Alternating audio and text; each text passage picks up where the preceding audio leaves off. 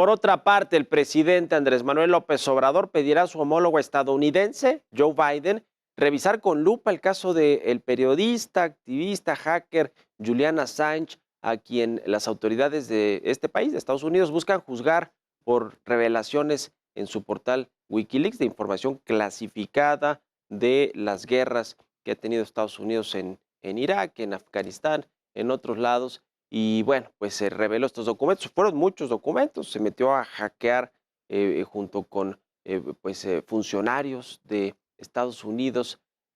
Toda la información clasificada la reveló en una serie de cables, de muchos cables que se llaman Wikileaks y que bueno, pues en fin, pasó un tiempo exiliado en Londres, en la embajada de Ecuador y después pues ya lo dejaron con la llegada del nuevo presidente, lo dejaron a su suerte y ¿qué pasa ahora? Pues ya está la solicitud de extradición y lo van a extraditar muy probablemente a los Estados Unidos. Esta petición del presidente mexicano López Obrador se la va a hacer a Joe Biden en esta reunión que va a sostener en julio próximo allá en Washington.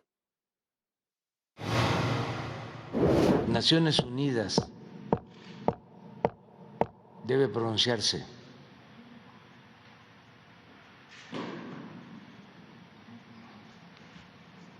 Todas las organizaciones de defensa de derechos humanos. No puede haber silencio. Sí, muchos, la mayoría.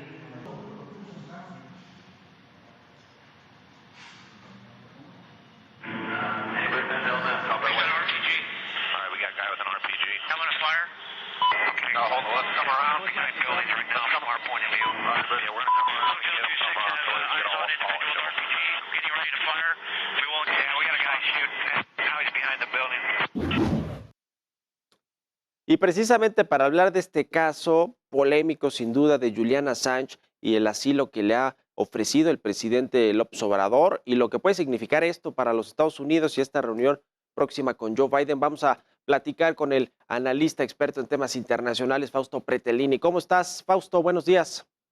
Hola, gusto en saludarte, Mario. Bien, muchas gracias. ¿Qué te parece todo este asunto de Julian Assange y cuál es tú que eres un analista ahí, también muy acucioso con tus columnas en El Economista, qué es lo que ves detrás de esta solicitud del presidente López Obrador de que lo liberen prácticamente de los cargos que se le acusan en Estados Unidos y de ofrecer el asilo a Julian Assange? Bueno, yo veo dos motivos. El primero de ellos, hay cierta afinidad, empatía del presidente hacia Julian Assange. Hay que recordar, Mario, que en el 2010 The Guardian, allá en Londres, publicó uno de los cables en donde se hablaba de que el entonces gobernador del Estado de México y candidato a la presidencia, Enrique Peña Nieto, tenía de alguna manera cierto acercamiento con grupos mediáticos como Televisa y TV Azteca y que estaban haciendo una campaña excesiva de publicidad. Esto viene del origen, es un cable que lo escriben en la Embajada de Estados Unidos aquí en la Ciudad de México, en Avenida de la Reforma, y es uno de los cables que robó Chelsea Manning, que es este miembro del ejército que le da a su vez toda esta información a Julian Assange. Un segundo motivo sería que el presidente López Obrador, al ver que Estados Unidos ha tenido opiniones sobre periodistas en México y ha ayudado a ONGs que incluyen a periodistas para salvaguardarlos, creo que es una ocasión para decir, bueno, también ustedes tienen este problema. Pero ante todo, Mario, creo que un tercer elemento es la injerencia, ¿no? Una injerencia directa, que el presidente es inconsistente, el presidente de México no ha querido, él siempre ha dicho que no quiere tener injerencia en otros países, sin embargo, pues se ha desatado en este año, no solamente con España, con Austria, con Perú, con Colombia, con Panamá y obviamente con Estados Unidos. Ahora, el caso de Julian Assange por sí solo, ¿cómo lo ves? Porque finalmente, bueno, pues es un hacker. Yo no sé si realmente todo el mundo lo considere como un periodista. Sí, efectivamente divulgó cientos de cables importantes de información clasificada, mucha relevante, que es un poco lo que dice el presidente López Obrador. A ver, se cometían crímenes en esos o delitos en esos cables que él reveló y finalmente, pues parte también del trabajo periodístico de mucho tiempo es revelar esa información que los poderosos no quieren que se sepa, ¿no? Y que es información que debería ser pública. Pero el caso de Julian Assange, ¿cómo lo ves? ¿Es considerado un hacker periodista, se convirtió en un activista, ha tenido protección de embajadas como la ecuatoriana allá en Londres. ¿Qué opinas del caso puntual de Julian Assange? Bueno, es un hacker que de origen, de alguna manera, pues tiene su página Wikileaks y que consigue información privilegiada o información más que privilegiada que está clasificada como Clasificada, sí. confidencial. Sí, después se convierte en activista, inclusive perjudica con información a la candidata Hillary Clinton y beneficia directa o indirectamente o voluntaria o involuntariamente a el candidato Donald Trump.